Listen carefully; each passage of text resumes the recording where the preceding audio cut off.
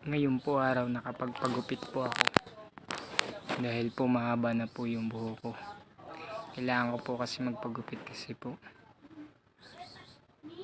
ang katip po kasi sa ulo. Ayan po yung nagupitan ko. Yan po yan. Kanina pong alas 6 po ako nagpagupit. Galing po ako doon po sa RTU po.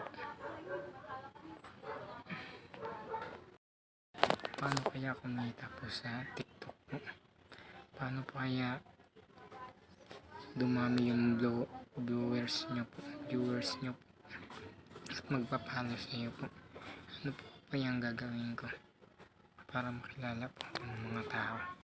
Salamat po Panginoon, binibigyan nyo kami ng blessing, nilalayo nyo po kami sa kapamakan. Kailan po ang nilalapitan namin kasi kailan po nakakita sa mga disgrasya po na parating po. Bukas po may trabaho na naman po, maghapon po. Salamat po Panginoon na hindi nyo po ako pinababayaan sa lahat ng trabaho ko po, sa araw-araw po ang pagtatrabaho ko po. Maraming salamat po.